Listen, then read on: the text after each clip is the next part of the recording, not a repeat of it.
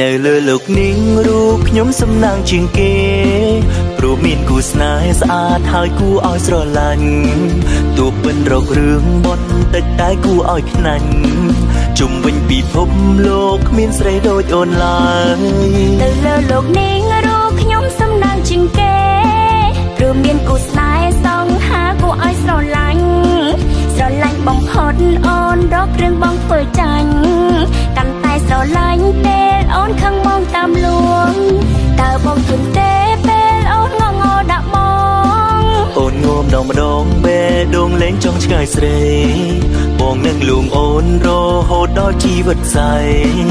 អរគុណចរណៃតែងធ្វើឲ្យស្រីញញឹម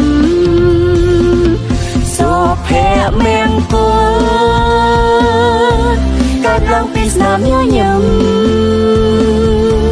បងជាអ្នកផ្ដល់សង្ឃឹមត្រូវញញឹមណាប់រលឹង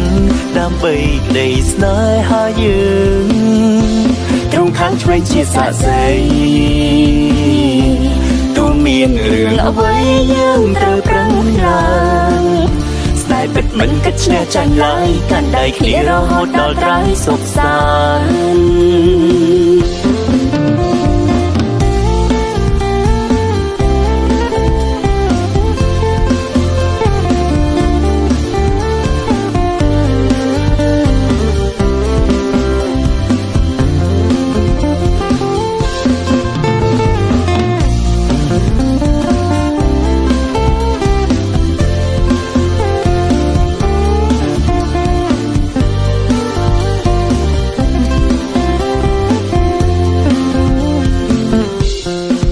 នៅលើលោកនាងរូបខ្ញុំសំណាងជាងគេ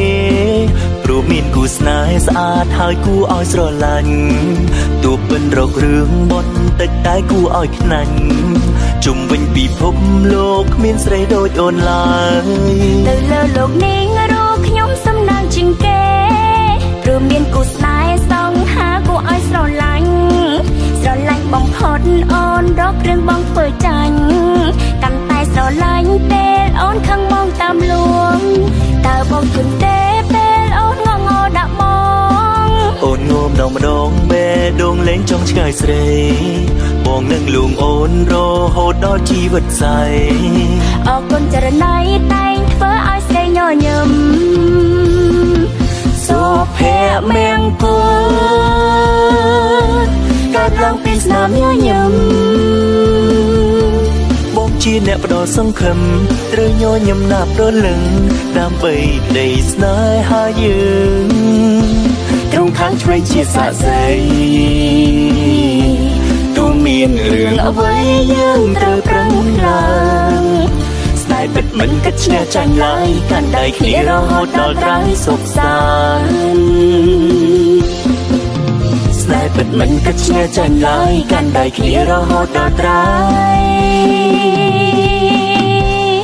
សុខសាន្ត